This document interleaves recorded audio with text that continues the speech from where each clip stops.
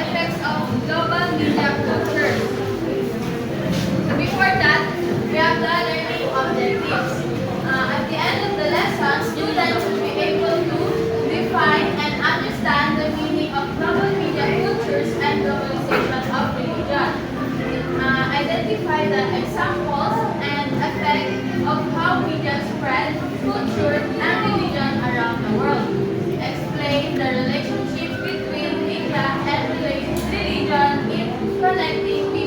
globally.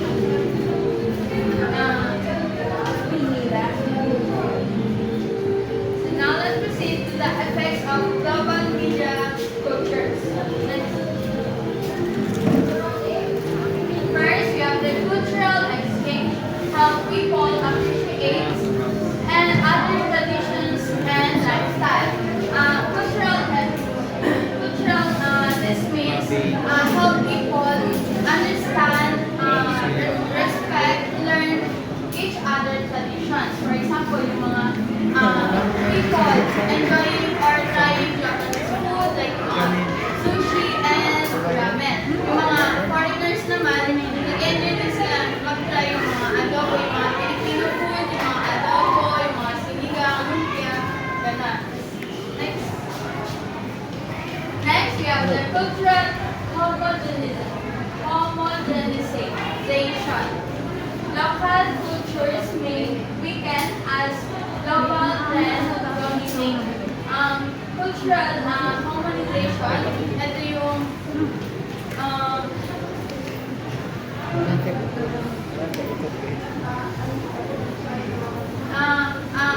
the globalizations more connected globally, but local traditions nakakalimutan na ng dahil sa global trend. Like for example, yung mga Jollibee, for example ako, mas prefer ko na kumain ng Jollibee kaysa yung mga local dishes, yung mga adobo, mas prefer ko na yung Jollibee kaysa sa mga local dishes. Next.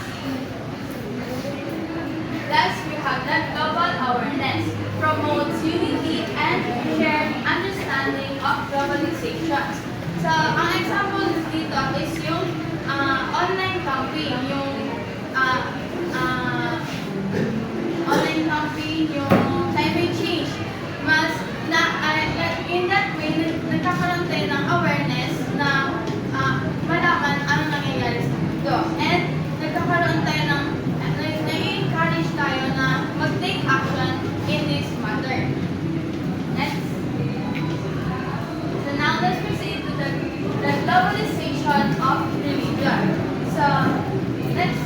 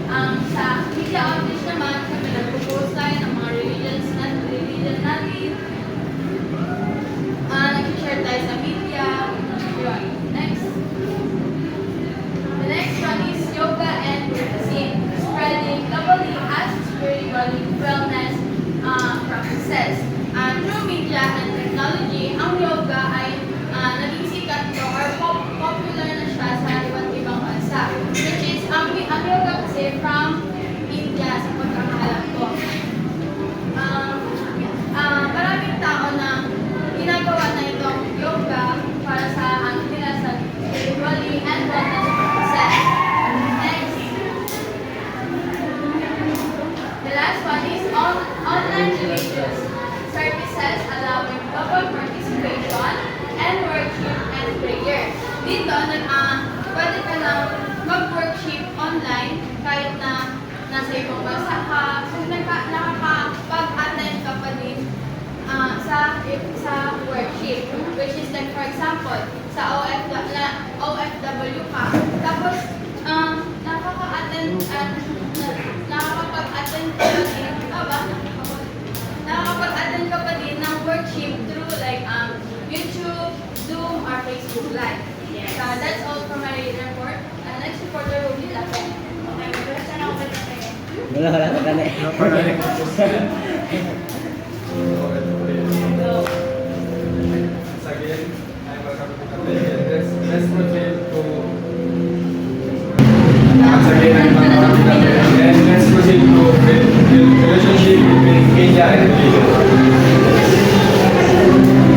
Media plays a powerful role in spreading religion and shaping people's beliefs.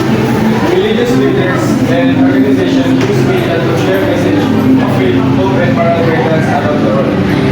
And we have clear example of religious relationship between media and religion.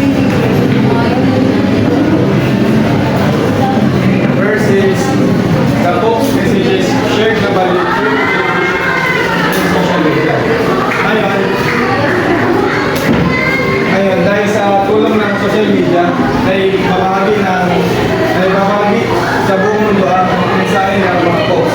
Dahil dito, meron pa rin silang nakukuhang aral, kahit hindi sila physical na nito. Next is online sermons and worship services, Facebook, YouTube, and Zoom. Sa panahon ngayon, marami ng simbahan ang magamit ng Facebook, YouTube, and Zoom para sa online na misa upang konektado pa rin ang mga tao sa kanilang pananampalataya. Last is religious influencers using digital platforms to inspire others.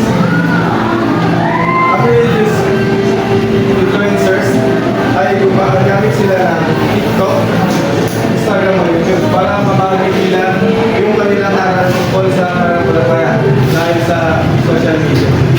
That's all. In conclusion,